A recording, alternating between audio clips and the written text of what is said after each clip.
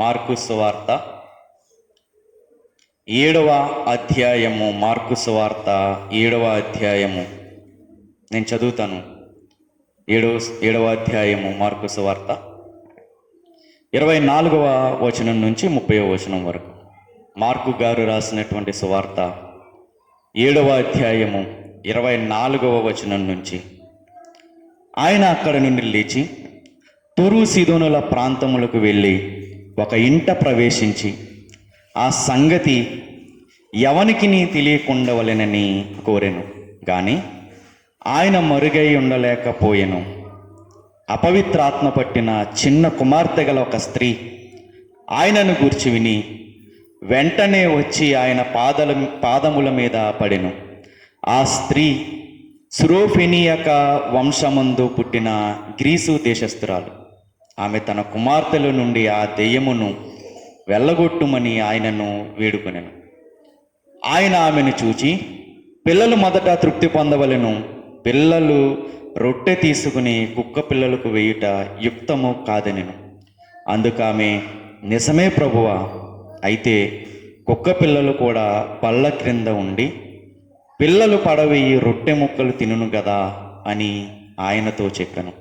అందుకు ఆయన, ఈ మాట చెప్పునందున వెళ్ళుము, దయ్యము నీ కుమార్తెను వదిలిపోయినదని ఆమెతో చెప్పాను. ఆమె ఇంటికి వచ్చి తన కుమార్తెను మంచం మీద పడుకొని ఉండుటయు దెయ్యము వదిలిపోయి ఉండుటయు చూచెను. ఆమెన్. దేవుడి వాక్యంతో మనతో మాట్లాడును గాక. ఆమెన్. రాయబడినటువంటి వచన భాగంలో నుంచి కొన్ని విషయాల్ని మనం ఆలోచించగలిగితే, మొట్టమొదట ఇక్కడ చెప్తున్నటువంటి కొన్ని ప్రాంతాల పేర్లు ఉన్నాయి 24వ అధ్యాయంలో. ఏంటి ఆ ప్రాంతాల పేర్లు? తూరు, సీదోను. అంటే కొన్ని ప్రాంతాల పేర్లు ప్రస్తావిస్తున్నారు. తర్వాత ఆ ప్రాంతాలకు ఎవరు వెళ్ళారు? యేసుక్రీస్తు వారు వెళ్ళారు. ఒక ఇంటిలో ఉన్నారు. ఎవ్వరికి నేను వచ్చినట్టు తెలియకూడదు అని అనుకున్నారు. కానీ అది ఆగిందా? ఆగల. అందరికీ తెలిసిపోయింది యేసుక్రీస్తు వారు ఈ ఊరు వచ్చారంట అని అందరికీ తెలిసిపోయింది. తెలిసిపోయిన తర్వాత ఆ ఊరిలో ఒక ఆమె ఉందంట. ఆమెకు ఒక చిన్న కూతురు ఉంది. ఆ కూతురికి ఎవరు పట్టారు? అపవిత్రాత్మ పట్టినటువంటి ఒక దెయ్యం ఉందంట. తన కూతురులో ఉందంట ఒక అపవిత్రాత్మ. వచ్చిందంట యేసుక్రీస్తు వారి దగ్గరికి, నా కుమార్తెను బాగు చేయి అని అడిగారు. అడిగినప్పుడు యేసుక్రీస్తు వారు అంటున్నారు, ఎక్కడ చెప్పినటువంటి ఒక మాట ఇవిడుతా అంటున్నారు. అంతకుముందు మనం చూసుకుంటే కొన్ని ప్లేసెస్లో యేసుక్రీస్తు వారు స్వస్థపరిచిన విధానాలు చూస్తుంటే వాళ్ళని ముట్టుకున్నారు, లేదంటే యేసుక్రీస్తుల నుంచి ప్రభావం వెళ్ళి వాళ్ళు బాగుపడ్డారు. సరే, నిన్ను ముట్టుకుంటున్నాను, నాకు ఇష్టమే, నువ్వు స్వస్థపడ్డావు, నాకు ఇష్టమని చెప్పిన సందర్భాలు ఉన్నాయి. కానీ ఇక్కడ మాత్రం ఏమంటున్నారంటే, నేను శుద్ధి చేస్తానని చెప్పట్లేదు, నేను శుద్ధి చేయను అని చెప్పట్లేదు. ఈమెతో ఒక మాట అంటున్నారు. ఏంటి ఆ మాట అంటే 27వ వచనం, పిల్లలు మొదట తృప్తి పొందవలెను, పిల్లల రొట్టె తీసుకుని కుక్క పిల్లలకు వేయుట యుక్తము కాదేనని. స్వస్థపరుస్తానంటే స్వస్థపరుస్తాను అని చెప్పాలి, లేదు అంటే ఇది పొందుకోవడానికి నువ్వు అర్హురాలు కాదు అని చెప్పాలి. కానీ ఇక్కడ యేసుక్రీస్తు వారు ఆ రెండు సమాధానాలు కాకుండా ఒక విచిత్రమైనటువంటి మాట వాడుతున్నారు. పిల్లల రొట్టె తీసుకుని కుక్క పిల్లలకు వేయుట యుక్తము కాదేనని. అప్పుడు అంటుందంటే ఈమె, నిజమే ప్రభువా, కుక్క పిల్లలు కూడా పళ్ళ కిందుండి తమ యజమానుడు పాడేసేటటువంటి ముక్కలు తింటాయి కదా అని.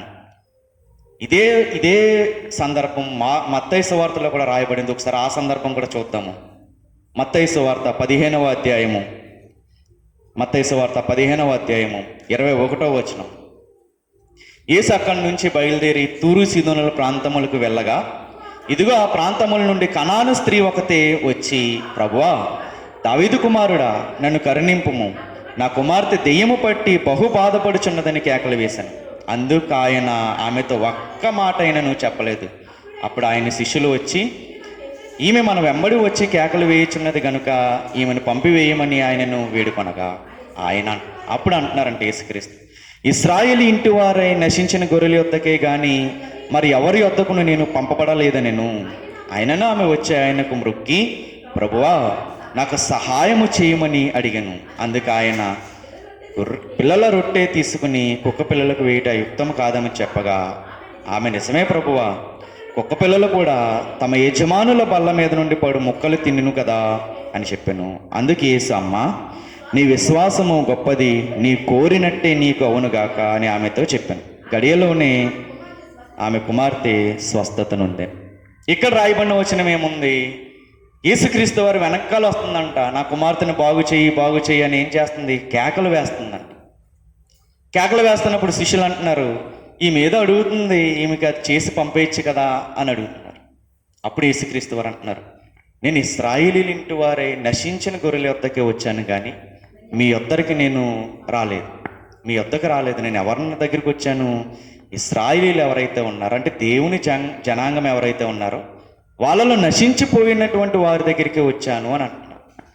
అప్పుడు యేసుక్రీస్తు వారు అంటున్నారు, అయినా బ్రతిమాలుకుంటుంది, బాగు చెయ్యి అని వచ్చి 25వ వచనంలో, ప్రభువా నాకు సహాయము చేయమని అడిగాను. అప్పుడు అంటున్నారు, పిల్లల రొట్టె తీసుకుని కుక్క పిల్లలకు వేయుట యుక్తము కాదనెను. అప్పుడు అంటుంది, కుక్క పిల్లలు కూడా తమ యజమానుల బల్ల నుండి ముక్కలు పడతాయి కదా, అవి తిని బ్రతుకుతాయి కదా అని అంటున్నారు. ఇక్కడ జాగ్రత్తగా ఆలోచిస్తే ఈమె చెప్పిన సమాధానం ఏంటి? కుక్క పిల్లలు కూడా యజమానుడి బల్ల మీద నుంచి ముక్కలు పడి తింటాయి కదా అని అన్నారు. వెంటనే యేసుక్రీస్తు వారు అన్నారు, అమ్మా నీ విశ్వాసం గొప్పది. జాగ్రత్తగా మనం ఆలోచించుకుంటే వెళ్దాము. అలా అన్నదంట, కుక్క పిల్లలు కూడా యజమానుడి బల్ల మీద నుంచి ముక్కలు పడితే తిని బ్రతుకుతాయి కదా అని అన్నది. ఆ మాటకు అంటున్నారు యేసుక్రీస్తు, నీ విశ్వాసము గొప్పది. అసలు ఏంటి కుక్క పిల్లలకి రొట్టె ముక్కల గురించి చెప్పిన వెంటనే విశ్వాసానికి సంబంధం ఏంటి? నీ విశ్వాసం గొప్పది. ఆ గడియలోనే ఆమె కుమార్తె స్వస్థత పొందింది. ఈరోజు వాక్యం వినడానికి వచ్చిన మన బ్రతుకుల్లో కూడా, ఈరోజు మందిరంలో కూర్చున్న మన బ్రతుకుల్లో కూడా, ఆనాడు ఎలాగైతే ఆ స్త్రీకి అవసరత ఉందో యేసుక్రీస్తు వారితో, ఈరోజు మన జీవితాల్లో కూడా ఖచ్చితంగా మనకి దేవుని యొక్క అవసరత మనకి ఖచ్చితంగా ఉంటుంది. ఈరోజు ఇక్కడ కూర్చున్న వాళ్ళు నాకు ఏ అవసరం లేదు, నేను హ్యాపీగా ఉన్నాను అనే వాళ్ళు ఎవరన్నా ఉన్నారా? ఉన్నారు. ప్రతి ఒక్కరికి వాళ్ళ జీవితంలో ఏదో ఒక అవసరత ఉంటుంది.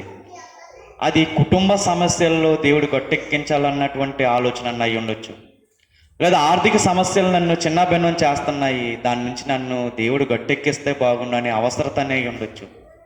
నా పిల్లల పరిస్థితి చూస్తే చెడిపోయినటువంటి వ్యసనాల బారైపోయినటువంటి పరిస్థితుల్లో ఉన్నారు, వాళ్ళు బాగుపడితే బాగుండు అని ఎదురు చూస్తున్న తల్లిదండ్రులు ఉంటారు. ఈ రోగం నుంచి దేవుడు నన్ను గట్టెక్కిస్తే బాగుండు అని ఆరోగ్యం అనే అవసరతతో ఇక్కడికి వచ్చిన వాళ్ళు ఉంటారు. కొంతమంది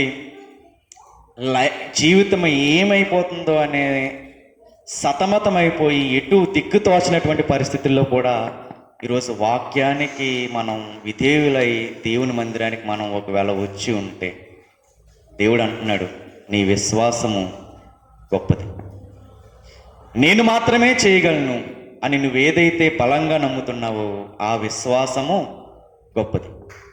ఈమె ఎక్కడికి వెళ్ళింది? ఈమె ఎక్కడుంది? ఈమె యేసుక్రీస్తు వారు ఏ ప్రాంతానికి వెళ్ళారు? తూరు సీదోనులు అనే ప్రాంతానికి వెళ్ళారు. జాగ్రత్తగా మనం గమనించుకుంటూ వెళ్దాము. ఈ తూరు సీదోనులు అనే ప్రాంతము ఎవరి ప్రాంతము అంటే అన్యజనులు ఉండేటటువంటి ప్రాంతం. అక్కడ విస్తారంగా అన్యజనులు ఉంటారు. అన్యజనులు ఉంటారు అంటే అక్కడ దేవుణ్ణి ఏమన్నా ఆరాధించే పరిస్థితులు ఉంటాయా? దేవుణ్ణి ఎవరన్నా ఆరాధిస్తారా? ఎవ్వరు ఆరాధించరు. ఇంకా చెప్పాలంటే తూరు సీదోనులు ఎలాంటివి అంటే యెజబేలు ప్రవేశపెట్టినటువంటి విగ్రహాలకు ఎక్కువగా ఆరాధించేటటువంటి సంస్కృతి సాంప్రదాయాలు ఉన్నటువంటి ప్రాంతం అది. వద్దాం మార్కు సువార్తలోకి. మార్కు సువార్త 7వ అధ్యాయము 24వ వచనం. అన్యులు ఉన్నటువంటి ప్రాంతాలకు వెళ్ళారు యేసుక్రీస్తు వారు. తూరు సీదోనుల ప్రాంతాలకు వెళ్ళారు. వెళ్ళి ఒక ఇంటిలోనికి ప్రవేశించారు. అక్కడ అనుకున్నారంట, నేను వచ్చిన సంగతి ఎవ్వరికి కూడా తెలియకూడదు. ఎవరుంటున్నారు ఈ తూరు సీదోనుల్లో? భయంకరమైనటువంటి అన్యులు ఉంటున్నారు. భయంకరమైనటువంటి అన్యులు, నీతి నియమాలు లేనటువంటి జనాలు ఉంటున్నటువంటి ప్రదేశానికి వెళ్ళారు యేసుక్రీస్తు వారు. వాళ్ళకి నీతి తెలియదు, న్యాయం తెలియదు, వావి వరుసలు తెలియవు, ఏమీ తెలియదు. అటువంటి ప్రాంతాలకు వెళ్ళారు యేసుక్రీస్తు వారు. వెళ్ళిన తర్వాత అనుకుంటున్నారంట, నేను వచ్చిన విషయం ఎవరికి కూడా తెలియకూడదు. అక్కడ రాయబడిన మాట, ఆయన మరుగై ఉండలేక పోయింది.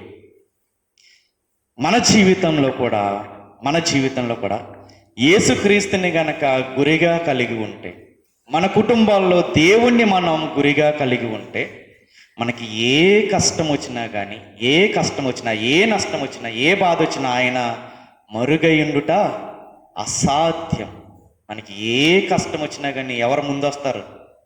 యేసుక్రీస్తు వారు ముందొస్తారు. మనం ఆయన్ని గనక మనము ఆధారపడి ఆయన మీద గనక మనం గురి నిలిపినట్లయితే, దేవునికి ఉన్నతంగా మనం నీతిగా గనక మనం జీవిస్తూ ఉంటే, ఆయన మీద విశ్వాసాన్ని పెట్టుకుని మనం జీవిస్తూ ఉంటే, దేవుడు అంటున్నాడు, వారి జీవితాల్లో నేను ఏమాత్రము మరుగై ఉన్నాను. ఏ కష్టం వచ్చినా కానీ ముందు నేనుంటాను అని దేవుడు వాగ్దానం చేస్తున్నాడు.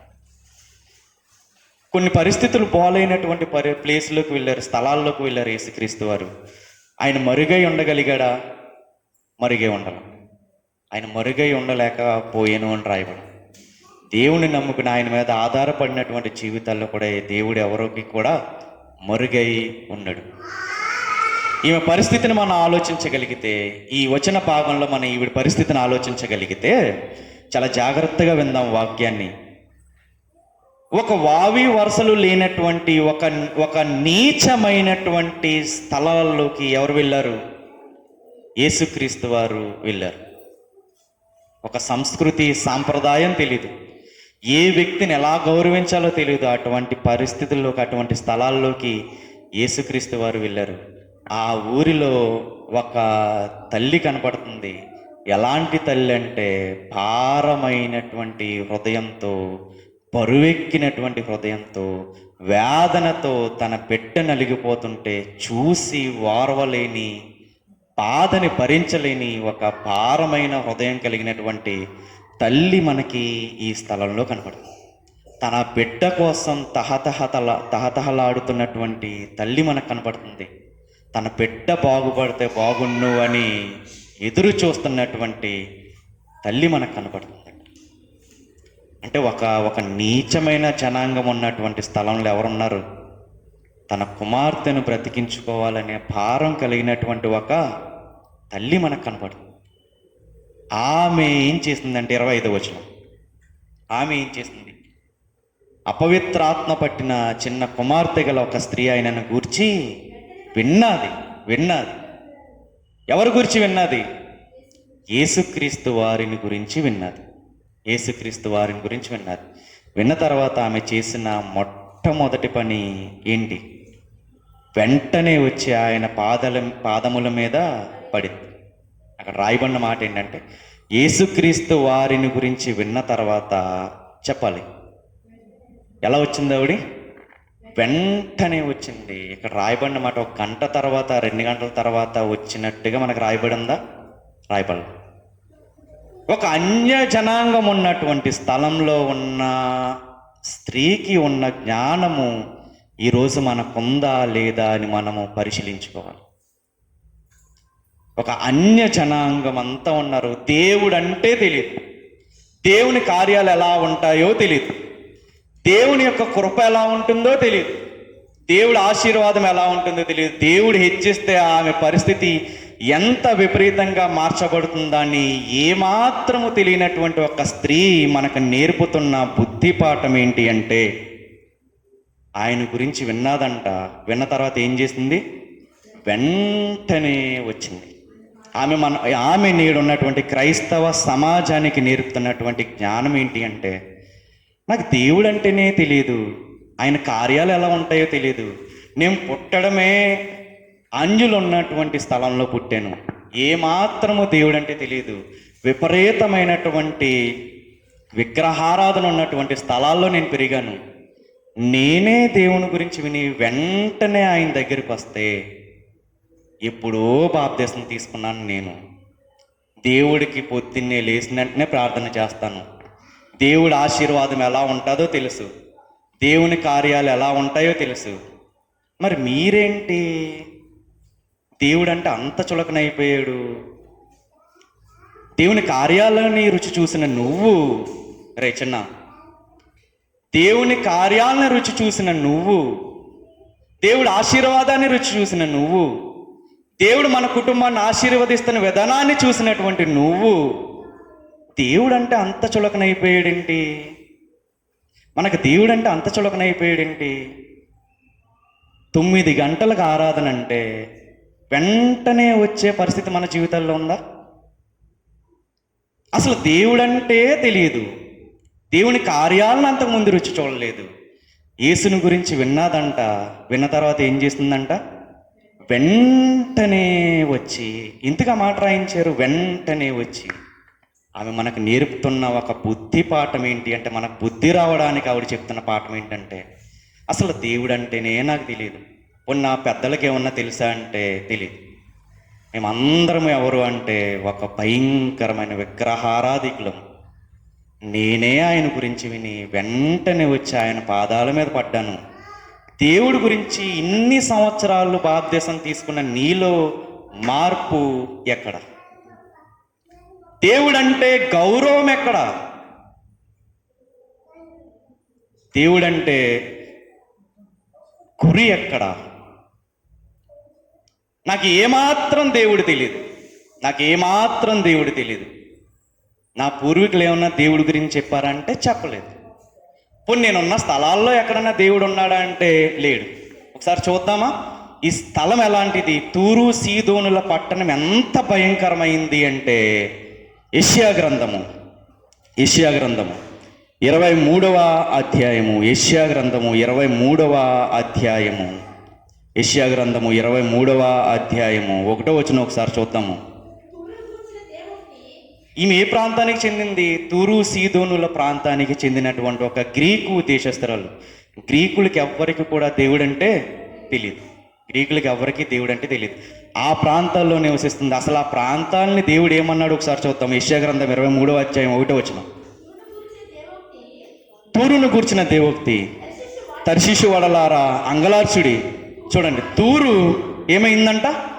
పాడైపోయేను, ఇల్లైనను లేదు, ప్రవేశ మార్గమైనను లేదు. సరిపోతుంది. 3వ వచనం.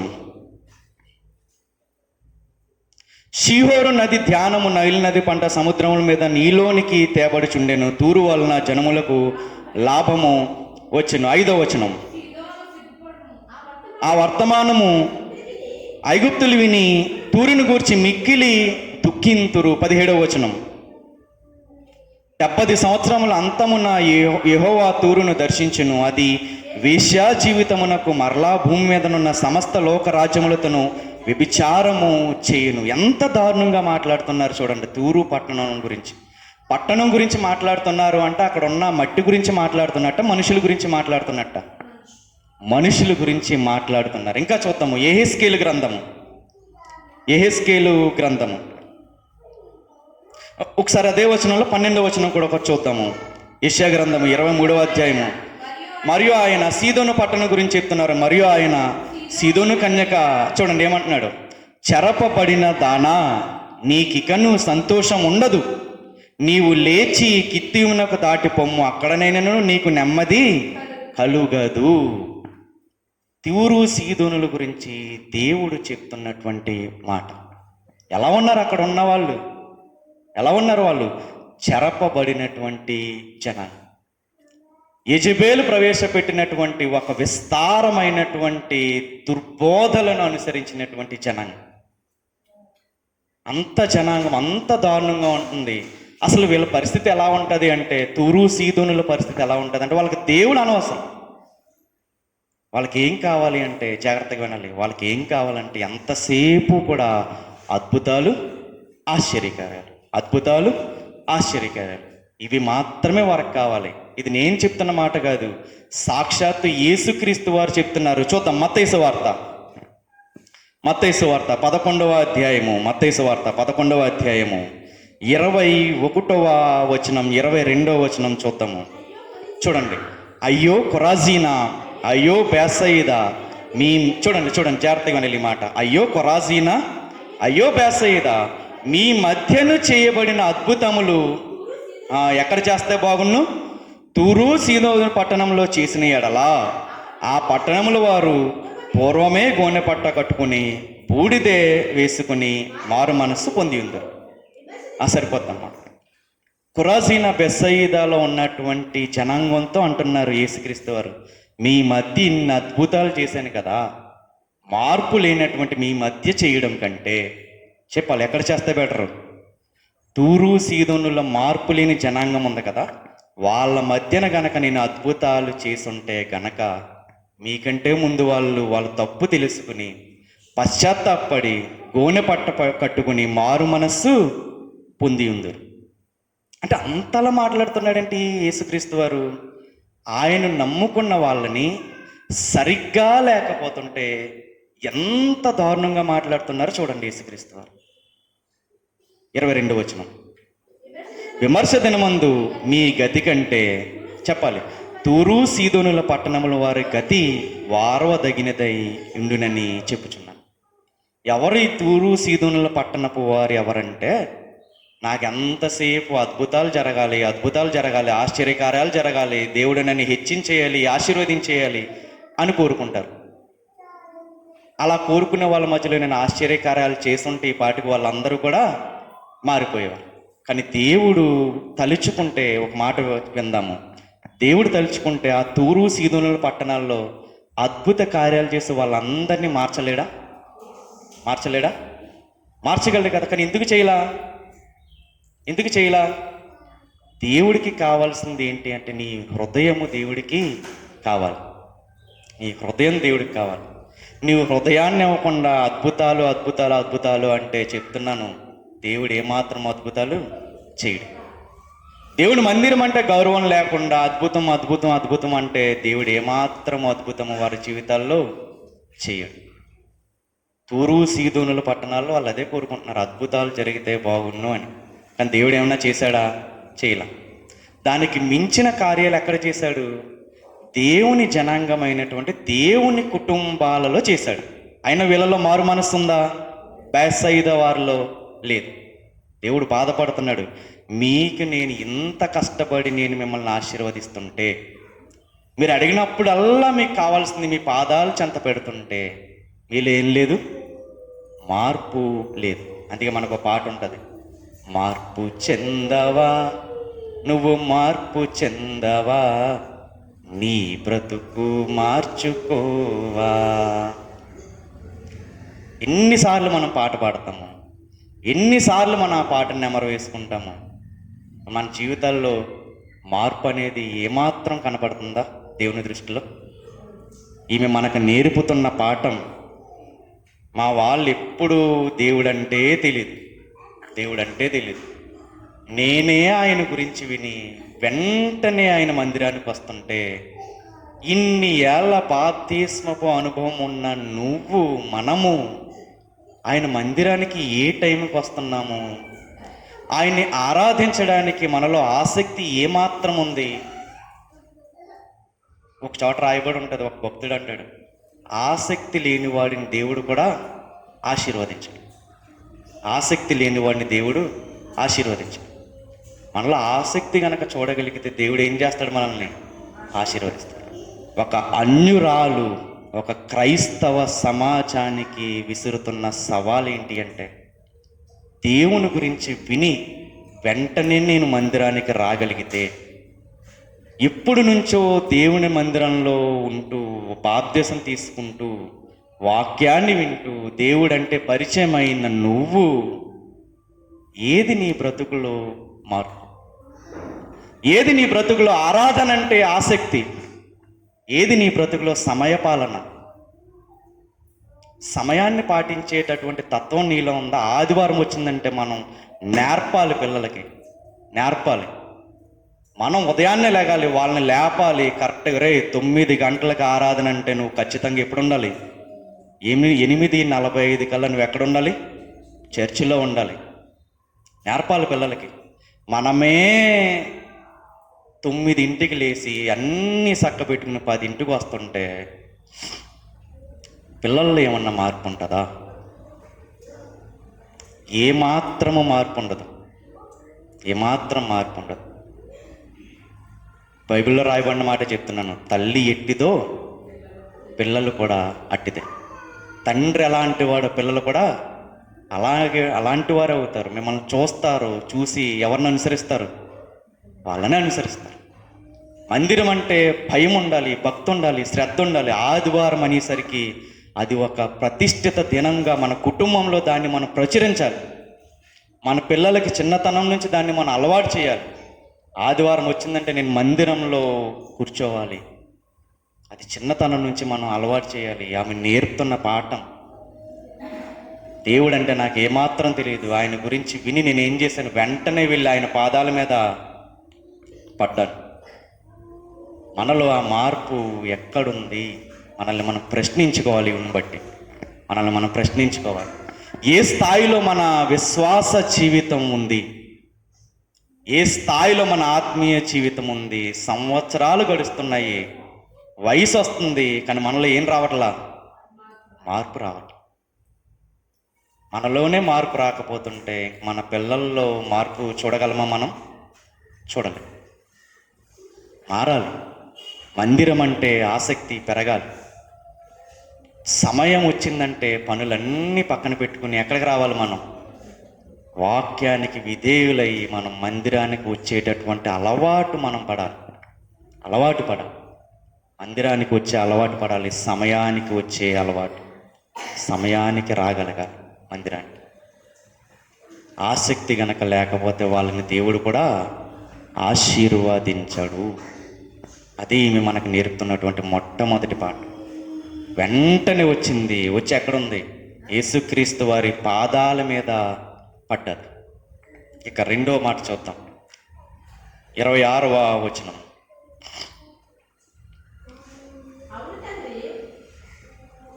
మార్కు సువార్త 7వ అధ్యాయం 26వ వచనం. ఆ స్త్రీ సురేఫెనియక వంశమందు పుట్టిన గ్రీసు దేశస్త్రాలు, ఆమె కుమార్తెల నుండి ఆ దెయ్యం వెళ్ళగొట్టమని ఆయనను వేడుకొన్నదంట. 27వ వచనం.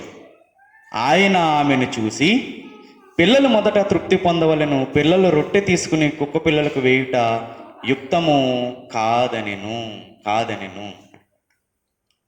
ఈవిడి విశ్వాసాన్ని పరీక్షించుకోవడానికి లేదా దేవుని దగ్గర నుండి కార్యాన్ని రుచి చూడడానికి ఈమెకు వస్తున్నటువంటి అడ్డంకులు ఏంటి అంటే, ఈమె ఎవరు? ఒక అన్యురాలు. అన్యులతో యూదులు సహవాసము చేయరు. సమరయులతో కూడా యూదులు సహవాసము చేయరు. కానీ ఈమె హృదయ భారము వాటిని గెలిచింది. వాటన్నిటిని కూడా అధిగమించగలిగింది ఈమె హృదయంలో ఉన్నటువంటి భారం. శిష్యులు అంటున్నారంట, వెళ్ళిపో, ఎందుకు నువ్వు వస్తున్నావు, మా కూడా వస్తున్నావు అని అన్నారంట. మత్తయి సువార్త 15వ అధ్యాయంలోకి వద్దాం ఒకసారి. మత్తయి సువార్త 15వ అధ్యాయము 23వ వచనం. వచ్చి బతిమాలుకుంటున్నప్పుడు చూడండి, అందుకు ఆయన ఆమెతో ఒక్క మాట అయినను చెప్పలేదు. అప్పుడు ఆయన శిష్యులు వచ్చి, ఈమె మన వెంబడి వచ్చి కేకలు వేయుచున్నది గనుక ఈమెను పంపివేయమని ఆయనను వేడుకొనగా. అడుగుతుంది యేసుక్రీస్తు వారిని, నువ్వు తప్ప నన్ను రక్షించేవాడు, నా కూతుర్ని రక్షించేవాడు ఎవ్వరూ లేరు, నువ్వు మాత్రమే రక్షించాలి. నువ్వు నన్ను చీకొట్టినా, నువ్వు నన్ను చేదరించుకున్నా, చుట్టూ ఉన్న వాళ్ళు చేదరించుకున్నా నేను ఎక్కడికి వెళ్ళలేను. నాకు ఆధారం ఎవరు? నువ్వు మాత్రమే. నా కూతుర్ని ఆ దెయ్యపు బారి నుంచి విడిపించగలిగిన సామర్థ్యం ఎవరికి ఉందంటే నీకు మాత్రమే ఉంది. నువ్వు నన్ను చీకొట్టినా, నువ్వు నన్ను చేదరించుకున్నా, నీ పాదాలని మాత్రం నేను వదలను. దయతో నన్ను కరుణించు అని అంటుంది. అప్పుడు యేసుక్రీస్తు వారు ఒక మాట అంటున్నారు, చూద్దాం. 25వ వచనం, 24వ వచనం. ఆయన ఇశ్రాయేలు ఇంటి వారై నశించిన గొర్రెల యొద్దకే గాని మరి ఎవరి యొద్దకును నేను పంపబడలేదనెను. ఇదేంటి మరి? యేసుక్రీస్తు వారు ఎలా అంటున్నారు? ఆయన లోకరక్షకుడు, లోకంలో ఉన్న ప్రతి ఒక్కరికి దేవుడైనప్పుడు ఈమెను ఎందుకు వేర్పాటు చేసి మాట్లాడుతున్నారు? క్రైస్తవ సమాజంలో నేడు ఉన్నటువంటి చాలామందికి ఉన్నటువంటి ప్రశ్న ఏంటంటే, రక్షించమని వచ్చినటువంటి ఒక స్త్రీని ఈయనేంటి కుక్క పిల్లతో పోలుస్తున్నారు? అది మొదటి క్వశ్చన్. అంటే స్త్రీని ఏమన్నా హీనంగా చూస్తున్నారా అనేటటువంటి సందేహం చదువుతున్నప్పుడు మనకు వస్తుంది. రెండవది, ఈయన సర్వలోకానికి సృష్టికర్త అయినప్పుడు నేను ఇశ్రాయేలీల యొద్దకే ఎందుకు వచ్చాను అని చెప్తున్నాడు. ఇశ్రాయేలీలో నశించిన వారి యొద్దకే వచ్చానని చెప్పడంలో ఉన్న ఆంతర్యం ఏంటి అని ఆలోచిస్తే, ఇది ఎవరితో చెప్తున్న మాట, ఎవరున్నప్పుడు చేస్తున్న ఆశ్చర్యకార్యం అంటే ఈయనతో పాటు శిష్యులు ఉన్నారు. శిష్యుల్ని 10వ అధ్యాయంలో లోకంలోకి పంపుతూ ఏమంటున్నారంటే యేసుక్రీస్తు వారు, మత్తయి సువార్త 10వ అధ్యాయము 5వ వచనం 10వ అధ్యాయం 5వ వచనం. యేసు ఆ 12 మందిని పంపుచు వారిని చూచి వారికి ఆజ్ఞాపించినదేమనగా, మీరు అన్యుల దారిలోనికి వెళ్ళొద్దు, సమరయుల ఏ పట్టణంలోనూ ప్రవేశించకూడదు కానీ, చూడండి, ఇశ్రాయేలు వంశములోని నశించిన గొర్రెల యొద్దకే వెళ్ళుడి. ఎక్కడికి వెళ్ళమంటున్నారు ఈయన శిష్యుల్ని? ఇశ్రాయేలీల్లో ఎవరైతే నశించిపోతున్నారో వాళ్ళ దగ్గరికే వెళ్ళమంటున్నారు. ఇది ఎన్నో అధ్యాయం మనం చదివిన వచనం? 10వ అధ్యాయంలో జరుగుతున్నటువంటి సందర్భం. ఈ స్త్రీ అధ్యాయం ఎక్కడుంది? 15వ అధ్యాయంలో రాయబడింది. అంటే ఈ శిష్యుల యొక్క మనస్తత్వం ఎలా ఉంది ఆ టైంకి అంటే, యేసుక్రీస్తు వారు అలా మాట్లాడడానికి గల కారణం ఏంటి అంటే, శిష్యుల మనస్సుని దృష్టిలో పెట్టుకుని మాట్లాడుతున్నారు. అర్థమవుతుందా మీకు? శిష్యుల యొక్క మనస్సుని దృష్టిలో పెట్టుకుని మాట్లాడుతున్నారు. ఎందుకంటే వెంటనే ఆమెను స్వస్థపరిచేశారనుకో, వెళ్ళేమనుకుంటారు, మనకేమో ఇశ్రాయేలీల నశించిపోతున్న గొర్రెల యొద్దకు పంపమన్నారు, ఈయనేంటి అన్యులను కూడా స్వస్థపరిచేస్తున్నాడు అని వాళ్ళల్లో డౌట్ వస్తుందేమో అని చెప్పి ఆ పదాన్ని ఇక్కడ మరలా వాడుతున్నారు యేసుక్రీస్తు. ఇశ్రాయేలీల్లో నశించిన వారి యొద్దకే నేను వచ్చాను అన్న పదాన్ని వాడడానికి గల కారణం ఏంటి అంటే, శిష్యులు అక్కడ ఉన్నారు. ఆ శిష్యులు ఏ పరిస్థితుల్లో ఉన్నారంటే, ఇంకా యేసుక్రీస్తు వారి దగ్గర ట్రైనింగ్ తీసుకుంటూ ఉన్నారు. వాళ్ళల్లో కూడా పాఠాన్ని నేర్పడానికి యేసుక్రీస్తు వారు ఆ పదాన్ని ప్రయోగించడం జరిగింది. అంతే తప్ప ఈ దేవుడు ఒక్కళ్ళకే దేవుడు అన్న ఉద్దేశం కాదు. శిష్యుల్ని దృష్టిలో పెట్టుకుని యేసుక్రీస్తు వారు మాట్లాడుతున్న మాట. ఎందుకంటే వాళ్ళని పంపుతున్నప్పుడు ఇశ్రాయేలీల దగ్గరికే వెళ్ళమన్నారు కదా, వీళ్ళు మళ్ళీ డౌట్ పడతారు, మనకేమో ఒకలా చెప్పి ఈయనింటి ఒకలా చేస్తున్నాడు అని ఎక్కడ డౌట్ పడతారో అని చెప్పి వాళ్ళ నిమిత్తం యేసుక్రీస్తు వారు మాట్లాడినటువంటి మాట ఇది. అర్థమైందా మీకు ఎందుకలా మాట్లాడారు? ఇక రెండవది ఏంటి అంటే, ఈయన ఏమన్నారు, పిల్లల రొట్టె తీసుకుని కుక్క పిల్లలకు వేయుట యుక్తము కాదని చెప్పారంట. ఇది ఎవరికి వేయవలసిన రొట్టె అంటే పిల్లలు. ఎవరా పిల్లలంటే దేవుడు యేసుక్రీస్తు వారు అన్నమాట. ఇశ్రాయేలీల్లో నశిస్తున్న వాళ్ళకి వేయవలసినటువంటి రొట్టె ముక్కల్ని ఎవరికి వేస్తే యుక్తం కాదంట?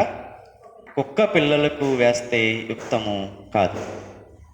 ఇక్కడ ఇందులో ఉన్నటువంటి ఒక లోతైన విషయం ఏంటి అంటే, ఫస్ట్ ఈమె దేవుడు యేసుక్రీస్తు వారు అలా మాట్లాడుతున్నప్పుడు ఈమెలో నిరాశ వస్తుందా రాదు? ఖచ్చితంగా నిరాశకు లోనైంది. నిరాశకు లోనైనటువంటి ఈమె ఇలా అన్నాడు కదా అని దేవుని విడిచిపెట్టేసి వెళ్ళిపోయిందా? వెళ్ళాల. అతని శిష్యులు కూడా అంటున్నారు, వెళ్ళిపో, ఎందుకు మా వెనకాల పడతావు, వెళ్ళు అని దూరం పెడుతున్నారు. అయినా కానీ ఆమె దేవుని విడిచిపెట్టిందా?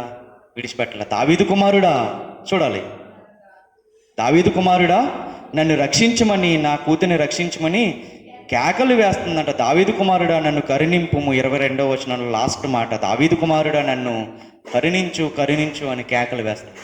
నిరాశకు లోనైనా, తిరస్కరణకు లోనైనా ఆమె దేవుణ్ణి మాత్రం విడిచిపెట్టలేదు. మన జీవితంలో కూడా మన దేవుడే నాకు కావాలి అని దృఢ సంకల్పం గనక మనం కలిగి ఉంటే మనము మందిరాన్ని ఎగ్గొట్టే పరిస్థితుల్లో ఉంటామా? ఈరోజు దేవుడు నాతో ఏం మాట్లాడతాడో, నా కుటుంబాన్ని రక్షించుకోవడానికి ఏం మాట్లాడతాడో అనే ఒక కసి మనలో ఉంటే మనం దేవుని మందిరాన్ని మనం ఎగ్గొట్టగలమా? మానివేయగలమా? మానలే. ఈవిల్లో ఉన్న దృఢ సంకల్పం, ఈయన మాత్రమే నా కూతుర్ని స్వస్థపరచగలడు, ఎవ్వడు చీకొట్టినా నేను ఈయన దగ్గర నుంచి మాత్రం వెళ్ళను, ఈయన పాదాలు పట్టుకుని నేను వదలను. అటువంటి కసి గనక మనలో ఉంటే మన పక్కన ఎవడు కూర్చున్నాడు, మన శత్రువు కూర్చున్నాడా అని మనం పట్టించుకోము. నెక్స్ట్ నా గురించి వాళ్ళు ఏమనుకుంటున్నారా అని మనం పట్టించుకోము. వాళ్ళు వెళ్ళి మందిరానికి నేను వెళ్ళడం ఏంటి అనేటటువంటి ధోరణి మనలో ఉండదు. ఎవరిని గురిగా కలిగి ఉంటే? దేవుణ్ణి గురిగా కలిగి ఉంటే. ఎవడు ఏమనుకున్నా నాకు అనవసరం, నేను మాత్రం మందిరాన్ని వదలను. నేను ఎందుకు వెళ్తున్నానంటే దేవుని మందిరానికి ఆయన కృపను పొందుకోవడానికి వెళ్తున్నాను. ఈ వారంలో నేను చేసిన తప్పిదాలు క్షమించబడాలి కాబట్టి నేను వెళ్తున్నాను.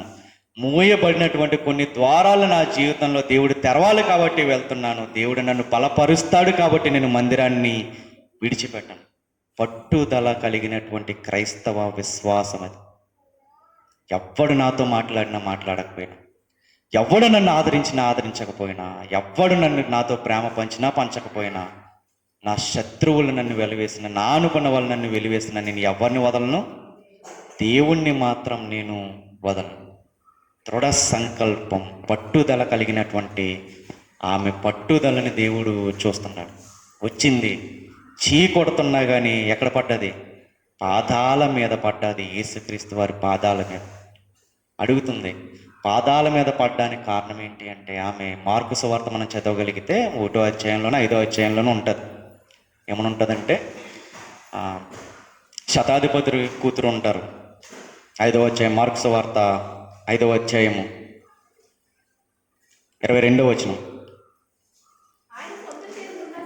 ఆయన సముద్ర తీరం ఉండగా సమాజ మందిరపు అధికారులలో యాయిర్ అని ఒకడు వచ్చి ఆయనను చూసి ఆయన పాదాల మీద పడ్డారంట. ఈయన కూడా చేసింది ఏంటి? యేసుక్రీస్తు వారి పాదాల మీద పడ్డారు. మార్కు సువార్త 1వ అధ్యాయము 40వ వచనం.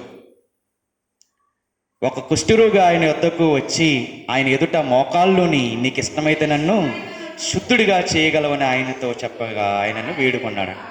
ఈమె విన్నది. ఒక నీతిమంతుడు ఉన్నాడు. మనం ఆయన వెళ్ళిన ఆయన్ని ఎలా ఆరాధించాలో అన్నటువంటి ఒక విధానాన్ని ఎరిగిన స్త్రీ మనకు కనపడుతుంది. అంతకు ముందు వాళ్ళు స్వస్థపడ్డారు. ఎలా స్వస్థపడ్డారంటే దేవుడి పాదాల మీద పడ్డారు. ప్రార్థనా విధానాన్ని నేర్చుకున్నారు. అన్యురాలే, చూడ్డానికి అన్యురాలే. దేవుణ్ణి పరిచయం చేసిన వాళ్ళు లేరు, పెద్దవాళ్ళు ఎవరు, వాళ్ళ కుటుంబాలు. దేవుణ్ణి ఎలా ఆరాధించాలో తెలుసుకుంది. ఆయన గురించి వినగానే వెంటనే ఏం చేసింది? ఆయన దగ్గరికి వెళ్ళింది. వెళ్ళిన తర్వాత ఆయన్ని ఎలా ఆరాధించాలో కూడా ఈమె కొన్ని సంఘటనల ద్వారా తెలుసుకుంది. దేవుడు ఆమెలో ఏం చూశాడంటే ఒక విధేయతను చూశాడు. విధేయతను దేవుడు చూడగలిగాడు. ఇక్కడ ఇంకా ఒక మాట మనం ఆలోచించగలిగితే, మరి కుక్క పిల్లతో పోల్చడం ఏంటి?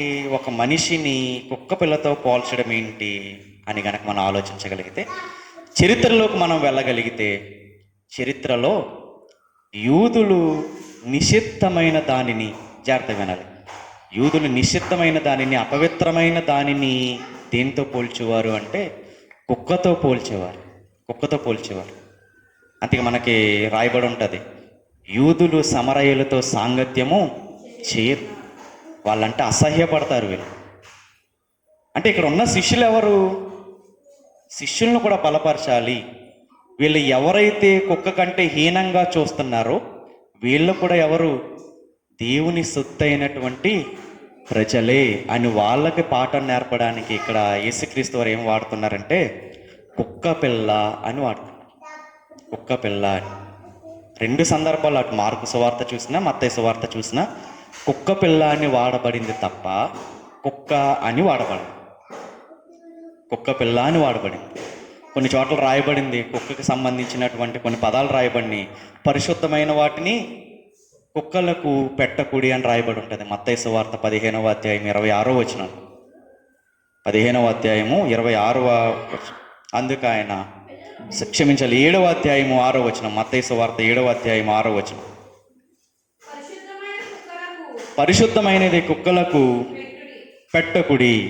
పరిశుద్ధమైన దాన్ని కుక్కలకు పెట్టకుడి. నెక్స్ట్ లూకాసు వార్త 16వ అధ్యాయం 21వ వచనం. లూకాసు వార్త 16వ అధ్యాయము 21వ వచనం. 16వ అధ్యాయము 21వ వచనం. అతని బల్ల మీద నుంచి తన రొట్టె ముక్కలతో ఆకలి తీర్చుకొన కోరెను. అంతేగాక ఎవరు వచ్చారంట? కుక్కలు వచ్చి. ఇంకా ఫిలిప్పీ పత్రికలోను 2వ పేతురు రాసిన పత్రికలోను మనకి తర్జుమాలో ఏమని ఉంటుందంటే, జాగ్రత్తగా వినాలి, ఈ మిగిలిన సందర్భాల్లో రాయబడినటువంటి పదాల దగ్గర, కుక్క అని రాయబడినటువంటి పదాల దగ్గర హిబ్రూలో ఏమని ఉంటుందంటే కుయోన్ అని ఉంటుంది. గ్రీకు భాషలో కుయోన్ అని ఉంటుంది. ఈ రెండు సందర్భాలు మనం చదువుకున్న రెండు సందర్భాలు మత్తయి సువార్తలో కానీ మార్కు సువార్తలో కానీ చదువుకున్న ఈ స్త్రీకి సంబంధించినటువంటి సందర్భంలో మాత్రమే ఏమని రాయబడి ఉంటుందంటే, అక్కడ గ్రీకు బైబిల్లో గ్రీకు వచనంలో ఏమనుంటుందంటే కొనరియాన్ అని ఉంటుంది. కొనరియాన్ అంటే ఏంటి అంటే, కొనరియాన్ అంటే పెంచుకునేటటువంటి కుక్క పిల్లలు అని అర్థం. ఇంట్లో పెంచుకుంటారు కదా, ఇంటిలో పెంచుకునేటటువంటి కుక్క పిల్లలు అన్నమాట. ఇప్పుడు వద్దాము మత్తయి సువార్త 15వ అధ్యాయంలోకి. మత్తయి సువార్త 15వ అధ్యాయంలోకి 26వ వచనం. అందుకైన పిల్లలు రొట్టె తీసుకుని కుక్క పిల్లలకు వేయుట యుక్తము కాదని చెప్పగా సరిపోతాం. ఎవరికి వేయకూడదంట? కుక్క పిల్లలకి వేయొద్దు అని అంటున్నారు. కుక్క పిల్లలు అంటే పెంచుకునేటటువంటి కుక్క పిల్లలు ఇంట్లోను. ఆ ఇంట్లో కుక్క పిల్లలు ఉన్నాయి, నెక్స్ట్ చిన్న చిన్న పిల్లలు కూడా ఉన్నారు. కుక్క పిల్లకి యజమానుడు ఉంటే, ఇప్పుడు పిల్లలు కుక్క పిల్లలు పక్క పక్కన పెట్టుకుంటే ఎవరిని బాగా చూసుకుంటారు? ఎవరు చూసుకుంటారు? పిల్లలు ఉన్నారు ఇంట్లోను, చిన్న పిల్లలు ఉన్నారు, కుక్క పిల్లలు కూడా ఉన్నాయి. ఫస్ట్ అన్నం పెట్టాలంటే ఎవరికి పెడతారు? పిల్లల్ని చూసుకున్న తర్వాతే కదా ఆ ఇంట్లో ఉన్న జంతువులను చూసుకుంటారు. ఇప్పుడు యజమానుడి ఇంట్లో ఎవరు ఉన్నారంటే పిల్లలు ఉన్నారు, తర్వాత కుక్క పిల్లలు కూడా ఉన్నారు. ఫస్ట్ పిల్లల గురించి శ్రద్ధ తీసుకున్న తర్వాతే కదా కుక్క పిల్లల వరకు వెళ్తారు. అందుకని ఇక్కడ రాయబడుతున్న మాట 27వ వచనం, ఆమె నిజమే ప్రభువా, కుక్క పిల్లలు కూడా తమ యజమానుల బల్ల మీద నుండి పడు మొక్కలు తినును కదా అని చెప్పాను. యజమానుడి బల్ల మీద నుంచి.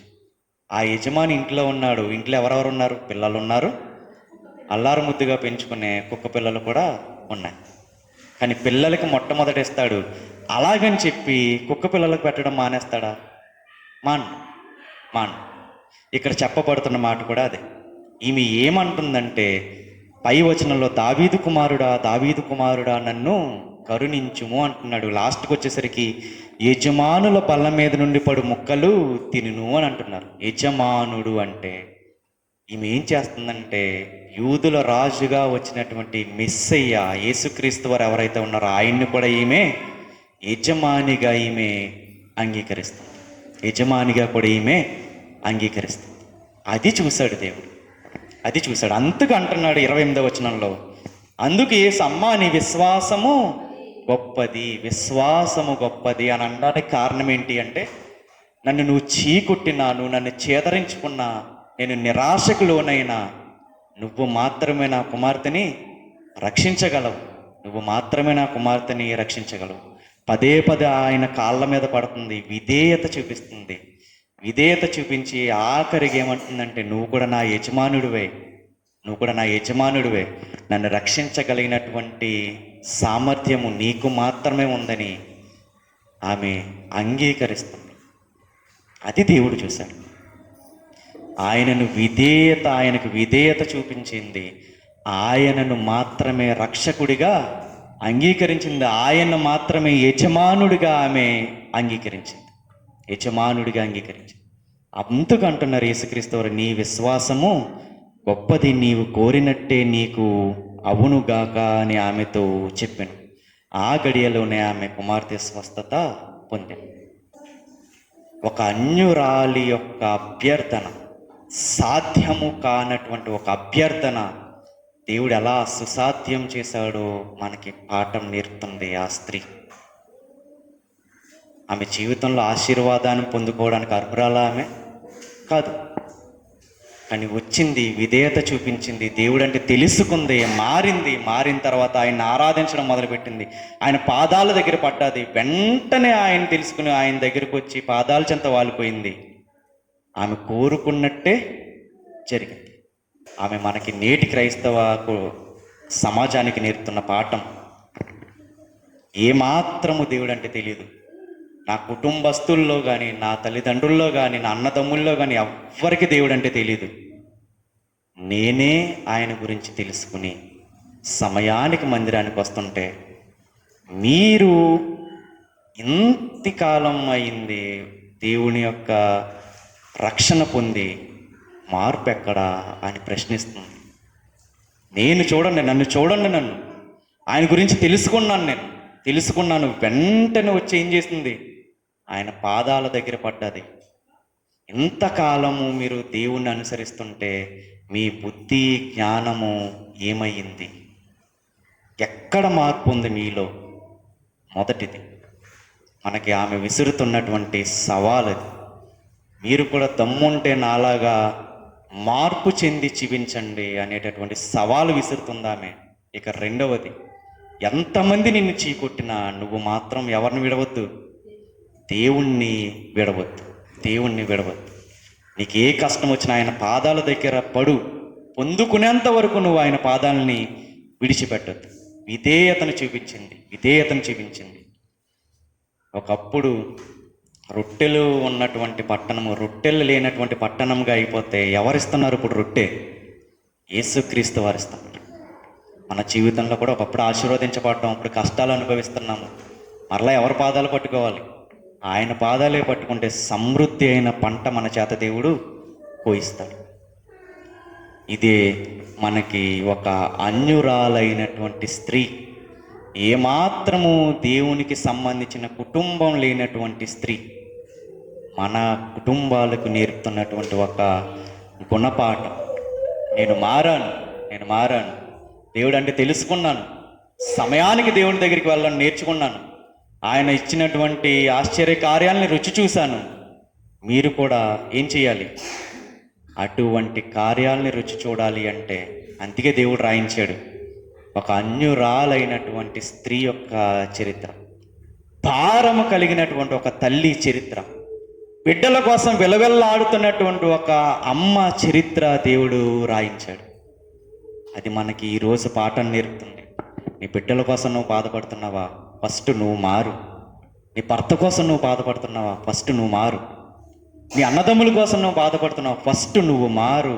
వాళ్ళందరినీ నేను మార్చి చూపిస్తాను అనేటటువంటి పాఠాన్ని దేవుడు మనకి రాయించాడు. దేవుడి వాక్యాన్ని మన వినికిడిలో ఫలింపచేయునుగాక. ఆమెన్.